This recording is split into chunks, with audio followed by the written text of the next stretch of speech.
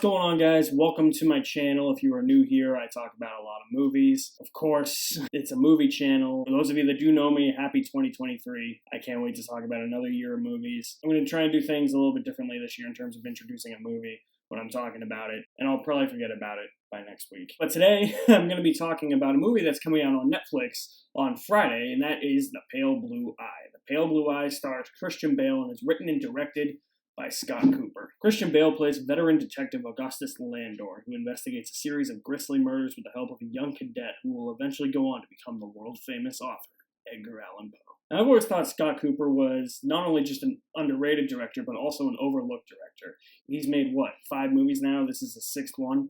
And it's clear that the man has a knack for creating a very, very unsettling, grim, dark tone throughout his entire movie, and that just carries over into this very defeating atmosphere as well. And this movie is no different. Anytime I watch a Scott Cooper movie, I just have this unsettling feeling that something's going to happen, and I feel like it's mostly because in his movies, when they do get violent, the violence feels very sudden and unexpected. I thought Christian Bale did a really good job. This is his 3rd collaboration with Cooper, and I think that Cooper continues to get the best out of Christian Bale. I don't think that this is by far Bale's best performance of his career. There's absolutely no way that that's the truth, but he's still giving solid performances to this stage in his career. Where I feel like this movie somewhat falters, though, is in the writing department. I think sometimes Scott Cooper, when he's both writing and directing a movie, he gets a little too caught up in one of them. In this case, the writing. I think he's a phenomenal director. He's a great eye for what he wants in certain shots. He knows exactly what his vision's going to be and what types of landscapes he wants to shoot against and the lighting in his scenes, which is all pitch perfect here. It's just the writing for this movie isn't very strong, in my opinion, and I feel like that's not really his strong suit. I feel like directing's more of his strong suit because the actual murder mystery in this movie just isn't very interesting. I had a hard time getting invested into this murder mystery, and it didn't really invigorate me. I didn't feel enthralled by it. And it's not because the movie is a slow pace like many Scott Cooper movies. It just didn't have that flair that most murder mysteries have. It feels a little bit generic. It feels like it's just going through the motions. And I think that that is the prime example as to why I couldn't really invest myself in the story. When it did get interesting was at the end of the 2nd act, though. That's when I felt like things were really starting to ramp up.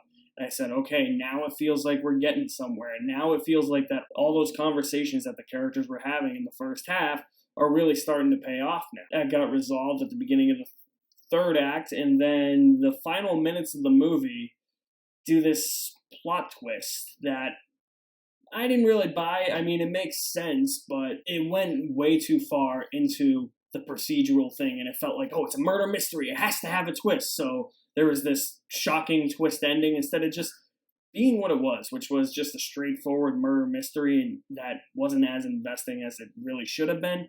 I also did not like Harry Melling in this movie. There's a couple of characters in this movie who talk like they are from the times, and they talk like they're from the times on purpose. Like, it takes place in 1830, so Harry Melling's voice got really, really annoying. That stupid fucking Dudley Dursley, man. Oh.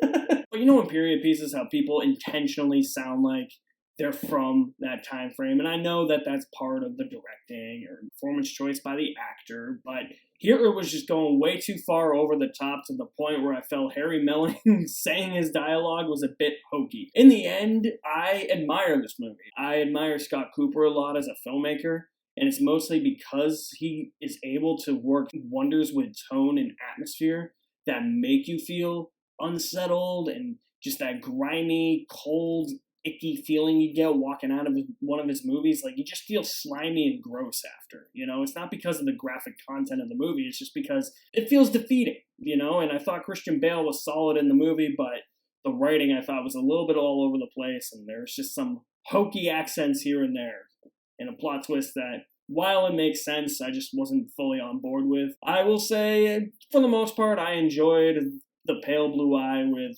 half a bucket of popcorn. It's going to be a solid Netflix movie. I mean, the only time I would probably rewatch this is if I'm going through Scott Cooper's filmography again. It's not his worst film. I do think Antlers is his worst film. This is slightly better than Antlers, but all of his other films completely blow this one and Antlers out of the water. So guys, it is 2023. Are you going to watch Antlers? I actually saw it in theaters. I went to an independent theater here in Boston to go see it. I wanted to see it a little bit early just because I really do like Scott Cooper. But are you going to watch it on Netflix? Let me know what you think of the movie once you watch it in the comments section below. I'll leave my link to my website in the description below as well. You guys are the best. Thank you for watching. Here's to another year of movies. I'll see you at the movies somewhere.